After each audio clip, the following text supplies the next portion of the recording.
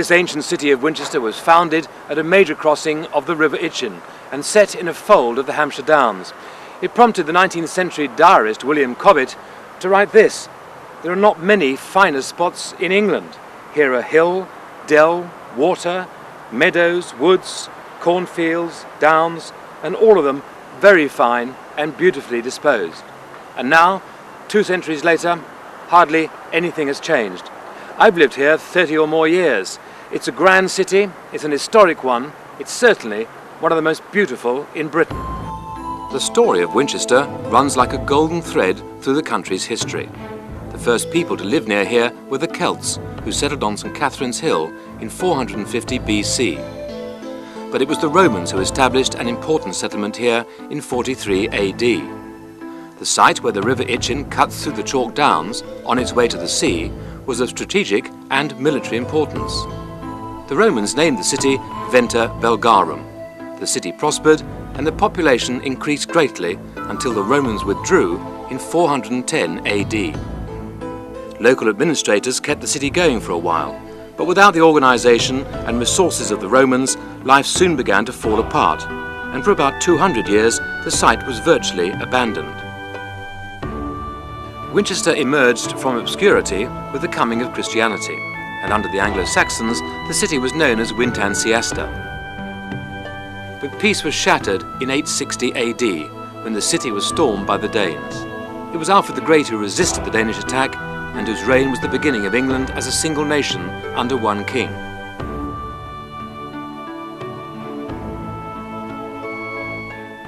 He builded up an army, big and strong, made up of farmers' sons. He builded up an army, big and strong, made up of farmers' sons. He builded up an army, made up of farmers' sons. They thought that we were balmy. What do you think? We won! Under Alfred, Winchester became the heart of the Kingdom of Wessex and capital of England. Alfred has long been considered one of the great English kings. He was a scholar, lawmaker, and translator of Latin into English. He initiated military reform and cultural revival, and it was about this time that Winchester's present medieval street pattern was laid out. At the top of Winchester's High Street is an area that's played an important part of the city's defences since Roman times. The West Gate is a fortified medieval gateway that is one of the 5 original city gates. During the 17th century, it was used as a prison, and you can still see the graffiti carved on the walls by prisoners held there. Today, the West Gate houses displays of armour and a unique collection of ancient weights and measures.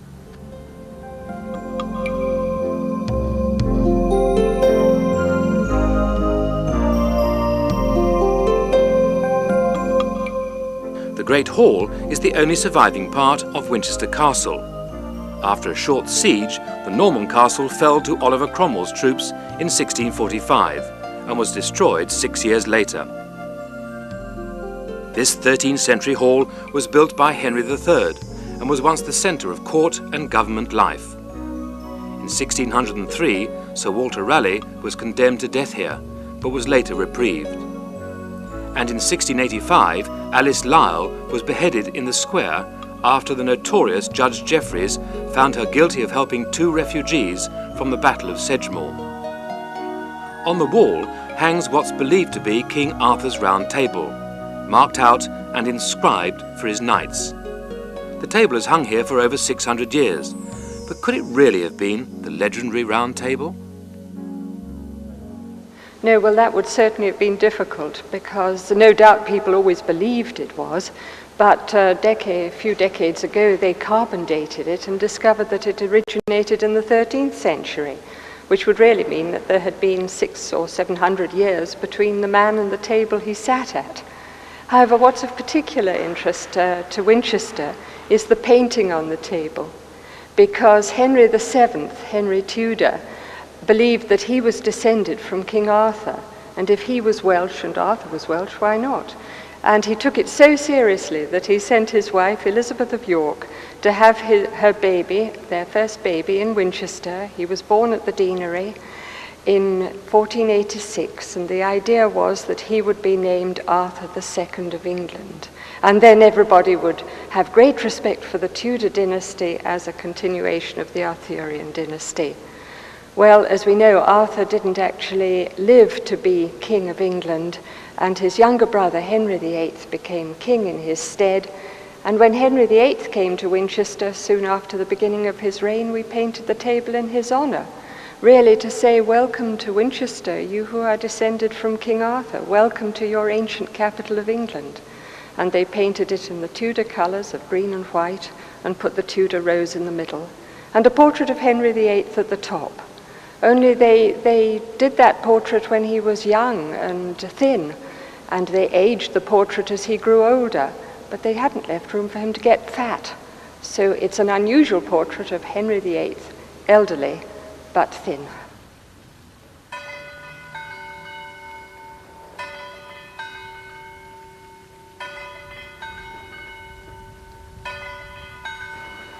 Peninsular barracks here were built on the site of the ruined Winchester Castle, and it was home here to the British Army until the 1980s. Fitting then that this is the location for 4 of Winchester's military museums: the Light Infantry, the Gurkha, the King's Royal Hussars and the Royal Green Jackets museums. The Royal Hampshire Regiment Museum is in nearby Southgate Street. This painting here shows the Battle of Medicina in 1945, when the Allies were pushing the Germans up out of Italy in the last war. And I'm showing it to you because in the forefront you can see soldiers of the 6 Gurkhas clearing the street, and in the background tanks of the 14th, 20th Hussars supporting them.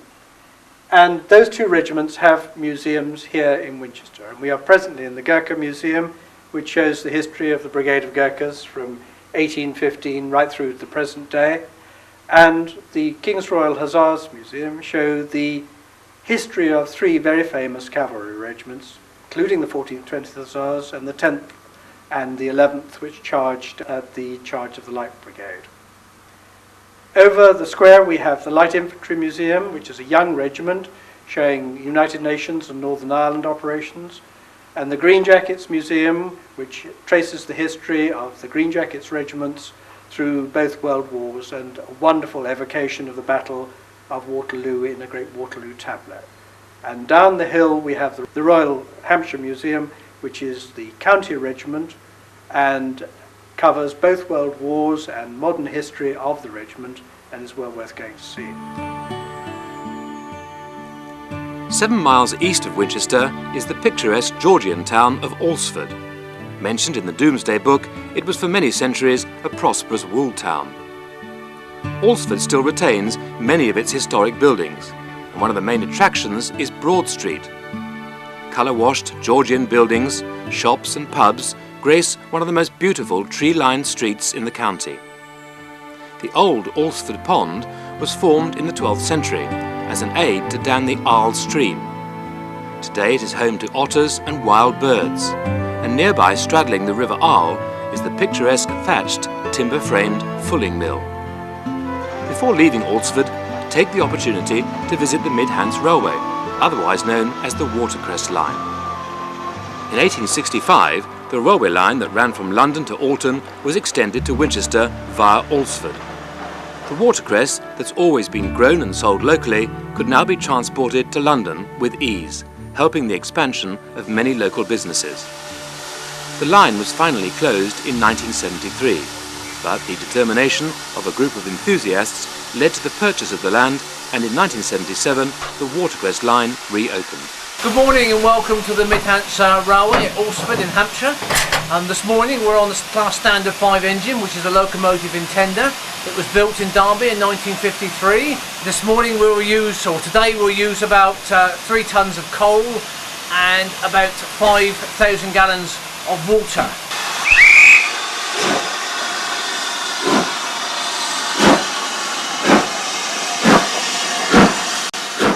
Today, steam trains run the 10 miles between Alresford and Alton. Whether you're a train enthusiast or you just want to sit back and relax as the steam train carries you to the beautiful Hampshire country, this is a perfect day out for all the family.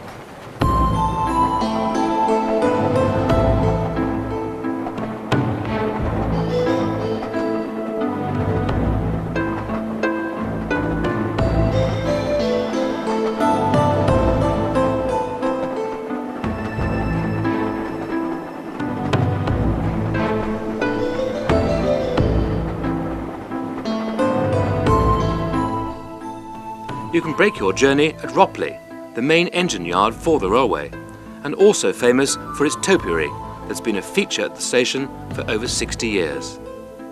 The next stop is Medstead and Foremarks, at 630 feet above sea level, the highest station in southern England. The train's final stop is at the market town of Alton, and from here it's only 2 miles to Chawton. It was in this 17th century house that the novelist Jane Austen lived between 1809 and 1817. Soon after her arrival in Chawton, she began revising her unpublished manuscripts of Sense and Sensibility and Pride and Prejudice, with her brother Henry's help. These books were then published, and Jane wrote 3 new major books, Mansfield Park, Emma and Persuasion, at a small round table in the dining parlour. Today the house is a museum and full of memorabilia, costumes and letters written by Jane. By now seriously ill, Jane Austen moved to College Street in Winchester during May 1817 to be near to her doctor.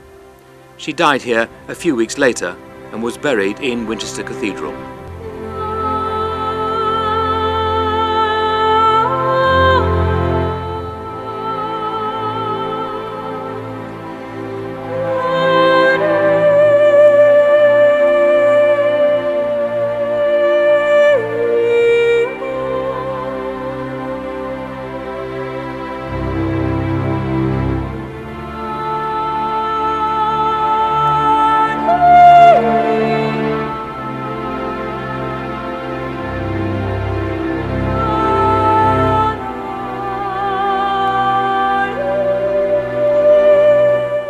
In Anglo-Saxon times, this was the site of Old Minster, at the time one of the largest churches in England. The outline of the minster has been marked out in bricks and lies just north of the present cathedral. Construction of the cathedral started in 1079, and the Norman architecture can still be seen in the transepts and crypt. Mary Tudor was married here, and the cathedral is the final resting place for many early kings of England, including King Canute. St Swithin was Bishop of Winchester and tutor to King Alfred. When he died in AD 862, he was buried, according to his wishes, outside the Old Minster. On the 15th of July, AD 971, during work to enlarge the Old Minster, the grave was opened prior to reinterring the remains in the expanded Minster. On that day it rained, and continued to rain for 40 days. So, according to the legend, if it rains on St Swithin's Day, it rains for a further 40 days. The cathedral's nave was remodelled in the 14th century and is reputed to be the longest in the perpendicular Gothic style. Today the cathedral houses many important relics and treasures. One of Winchester Cathedral's most famous treasures is, of course, the Winchester Bible. This was created in the second half of the 12th century, commissioned by the Bishop of the Diocese, Henry of Blois. It would seem that a particular calligrapher, printing from the Latin Vulgate text of the Bible on calfskin, created the text, and a team of various illuminators created the illuminated initial which begins each separate book of the Bible. As we look at these illuminations, we're struck by 2 things: the extraordinary variety and vitality of the colour, blues, reds, greens, which came from earth pigments of one kind or another, including lapis lazuli, which came from present-day Afghanistan. If we think of the journey that pigment would have made from lapis lazuli all the way by animal treks over the continent and then by sea, eventually here to Winchester, one realizes that no compromise was made with price. But just as startling, even more so, is the artistic mastery of the various artists, perhaps half a dozen, who created these wonderful illuminations, both of persons, of fabulous beasts, and of foliage one kind or another. It is really quite amazing. There is a Byzantine influence, but the individuality and creative talent of the artists is quite remarkable. Because what they did was enclosed in a book, it has been preserved over the centuries almost as freshly as when it was first produced. It's a wonderful testimony both to the faith and to the recognition that God's word should be beautified, and a wonderful tribute to that generation, and it comes all the way down the centuries to ours. One of the most unusual stories about Winchester Cathedral is that of William Walker, the deep-sea diver, who saved the cathedral from collapsing in the early 1900s. The cathedral had been built on marshy ground, and this east end here was in danger of subsiding. The foundations needed to be underpinned on the firm gravel layer 25 feet below the surface. Trenches were dug under the walls and the peat was removed, allowing the water to rise up through the gravel. Walker then laid bags of cement in the bottom of the trench, sealing the inflow. Once the water was pumped out, the masons were able to continue the underpinning work. And this incredible operation took 150 men 6 years to complete.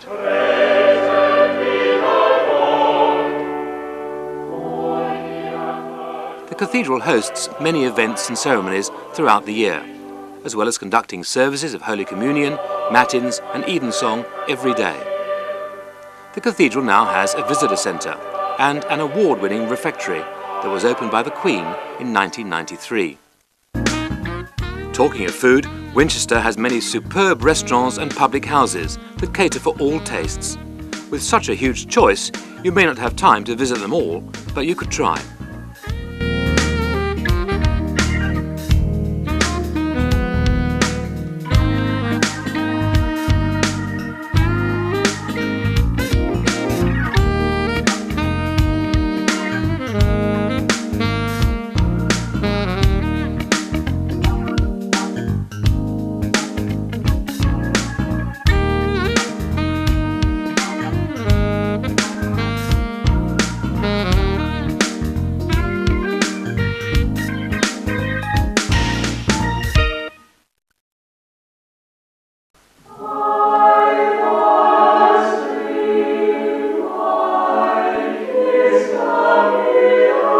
The city hosts many festivals throughout the year. The Winchester Festival provides indoor and outdoor performances of literary events, drama, visual arts and musical events.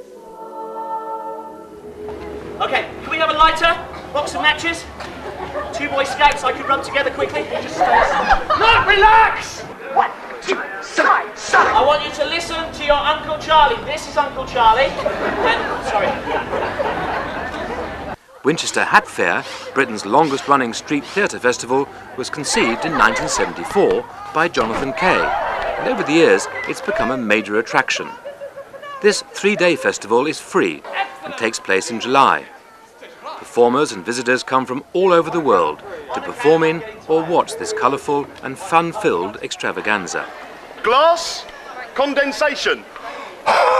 Hat Fair is a huge community event for Winchester. It's been going for 25 years and the idea is to get a festival together which everyone can participate in and enjoy. And it's quite different from other festivals because lots of other festivals the artists get paid a big whack of money, which we don't do in Winchester. What we do, we pay them a fee which covers their expenses and they have to make the rest of their money in the hat, which is how they get their name. And because of that, the artists really go for it and they give it a great feeling. Plus we get people from all over the world and it's a bit more casual and a bit more laid back than other festivals. Hat Fair starts on the Friday with the children's parade through the town, ending at the Cathedral Green. The Cathedral Green is set aside for the children's entertainment, but it seems to bring out the child in everyone. Here you can get your face painted and see quality theatre productions for children, as well as children performing in their own plays.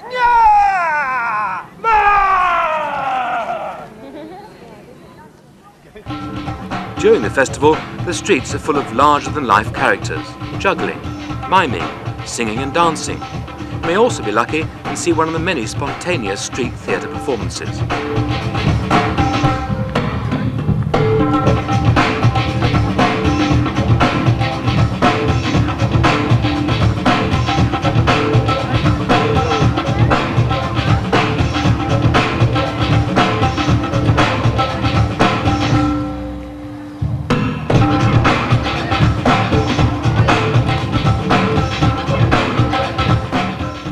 The festival reaches its climax on the last evening with Street Continental.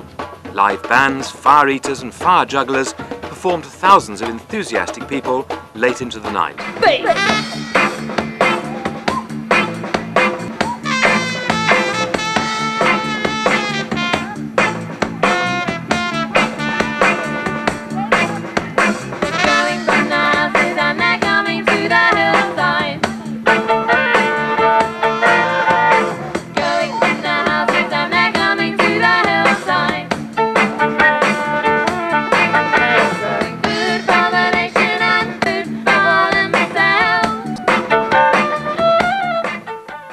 And a complete contrast to the noise and bustle of the Hat Fair can be found at one of the wonderful gardens within 15 miles of Winchester. To the southwest is Mottisfont Abbey. In Saxon times, village meetings, or moots as they were called then, were held by this natural spring or font. The combination of the words moot and font is believed to be the origin of the name Mottisfont. The font is 3 metres deep and has never been known to run dry, even in the hottest summers. The walled gardens are internationally renowned for the national collection of old-fashioned roses. The garden is at its best in mid-June, when the roses are in full bloom, but it also offers colour and interest throughout all seasons.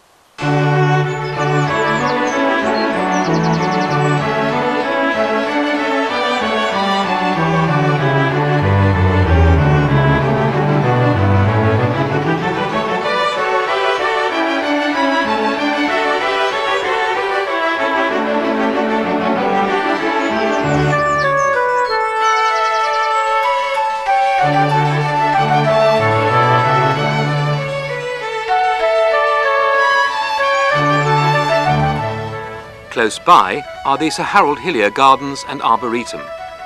The gardens were started by the late Sir Harold Hillier in 1953 and given in trust to Hampshire County Council in 1977.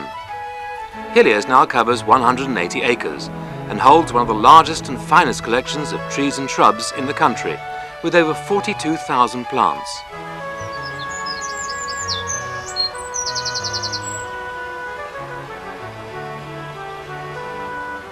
Special events are held throughout the year in Jermyn's House, which also houses the tea rooms.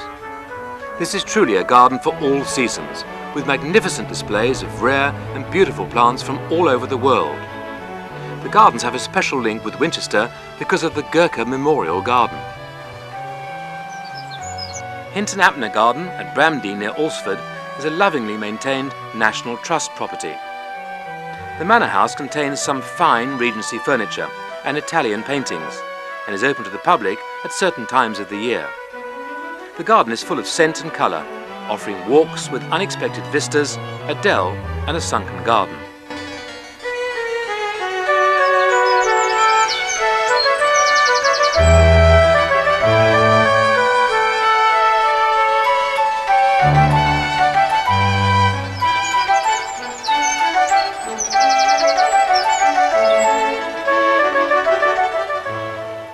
This is one of my favourite walks along the river towards St Cross. St Cross inspired Anthony Trollope's The Warden, and the walk itself inspired John Keats' Ode to Autumn.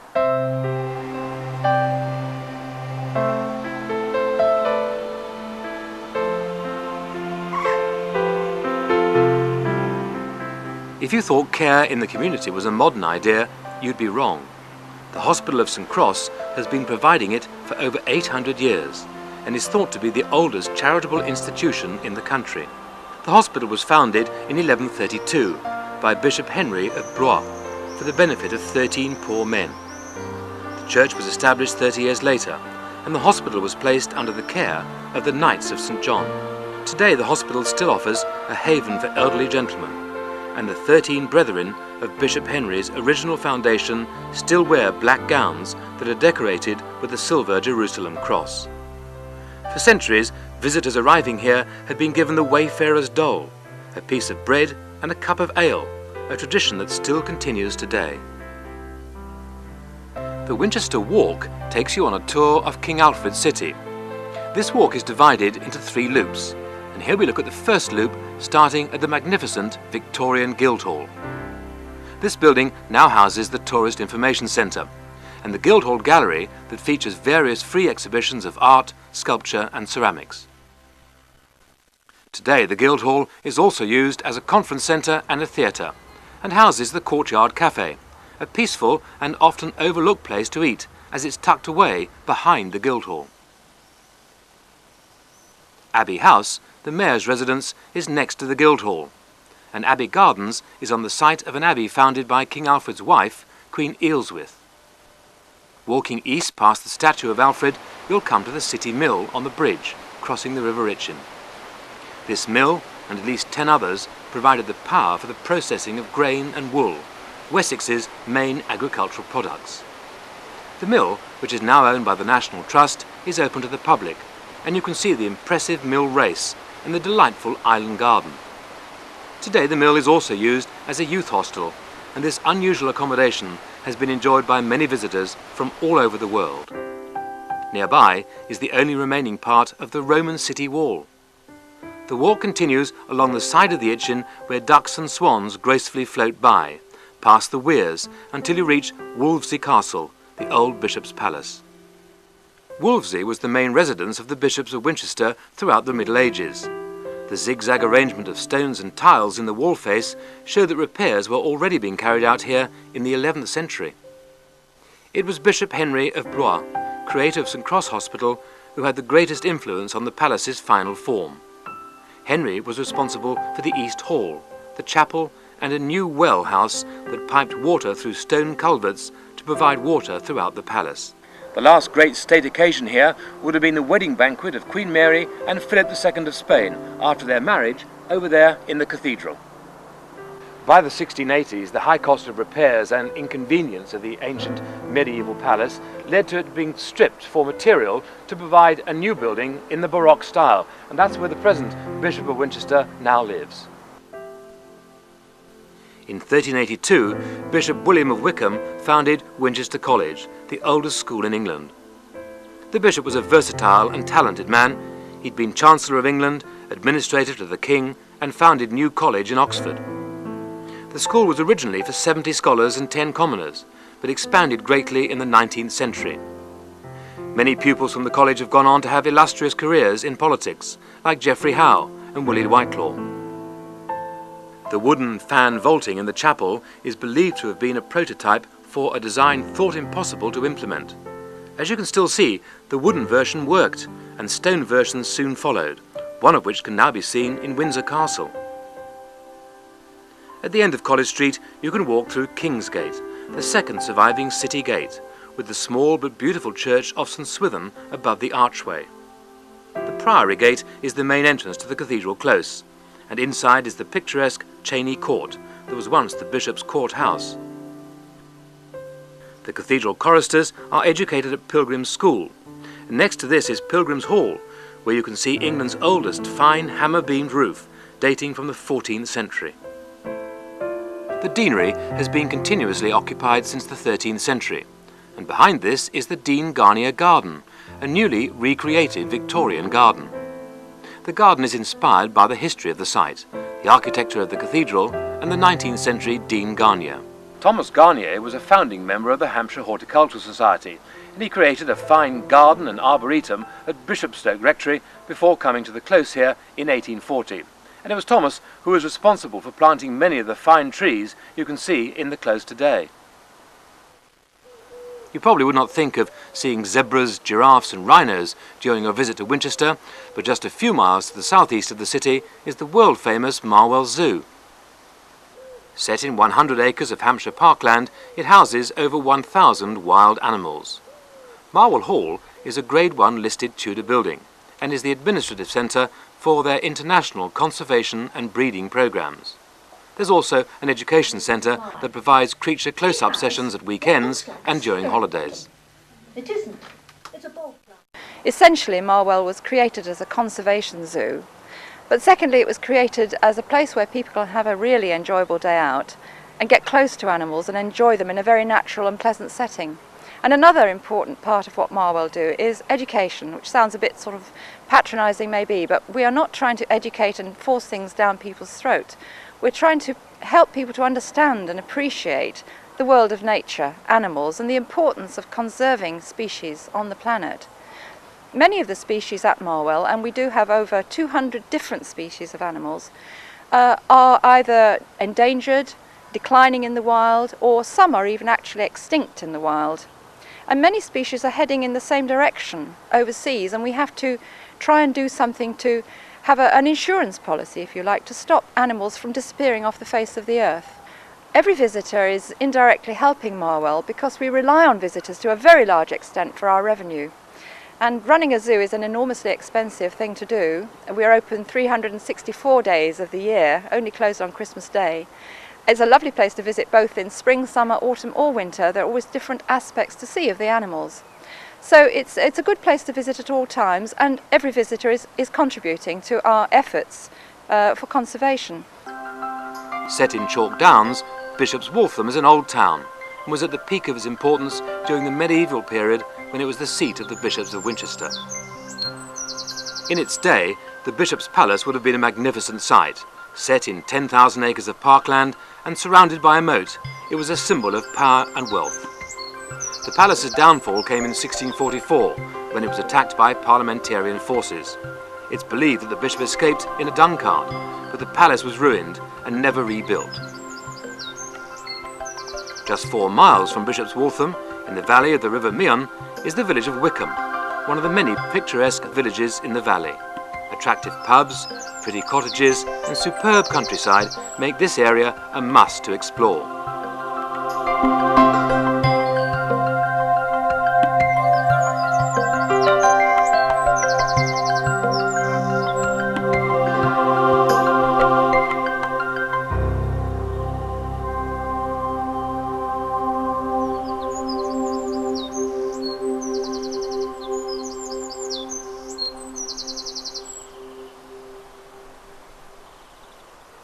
The Georgian period finally saw the decline of Winchester as a royal town, but it prospered with shops and small trade. Today, Winchester is a delight for shoppers. As well as the usual high street chain stores, there are many specialist shops to be found. Antique, craft and gift shops occupy buildings from many different periods in Winchester's history. The Brooks Shopping Centre offers great shopping undercover, as well as the Brooks Experience, where you can view life in Winchester during the Roman and medieval periods. Winchester also has a market where you can pick up many bargains, ranging from household items to food, and a wide selection of cut flowers, shrubs and trees. The 15th century city cross in the High Street is also known as the Butter Cross. From here, walk through the narrow passage. You'll have to look carefully to find the small and hidden church of St. Lawrence in the Square. Here is one of the most ancient and interesting parts of our church. It's a doorway which is now blocked up, but it, in the time of William the Conqueror, was the way through from his palace to the place where they made the money, the coinage for this part of England. It was known as the Mint. Now it's a shop in the High Street. In 1070, 4 years after the Norman conquest, William the Conqueror came to Winchester to claim his crown. Winchester remained the capital under him, although by this time London was almost of equal importance. Standing here in Great Minster Street, it's difficult to imagine that this attractive shopping area, the square, was once actually the site of William the Conqueror's treasury. The precious gold and the precious jewellery long since gone, of course, but you can find out more about them here at the City Museum. Well, I've got here one of the treasures that is normally on show in Winchester Museum. It's our famous 12th century moot horn. Many medieval towns in England had moot horns in the Middle Ages, but we're lucky to have ours well preserved to this day. And in fact, it's still used, as it was in the Middle Ages, for civic ceremonies, like calling the meeting of the council every year. But all of our treasures from the museum aren't on display. We're continually turning up more important collections from sites like this excavation on the site of Hyde Abbey Church. And here you see some of our community archaeology volunteers participating in the excavation. We've been running community archaeology digs for about the last 5 years, and they offer an opportunity for local people to take part under professional supervision in controlled excavations, which are adding to our collections, and more important, adding to our knowledge about Winchester's history. Set in the rolling Hampshire countryside, Winchester is an ancient city with something for just about everybody. There's the magnificent cathedral, of course, the historic buildings, the bustling shops, the tranquil green spaces. Certainly, I wouldn't wish to live anywhere else.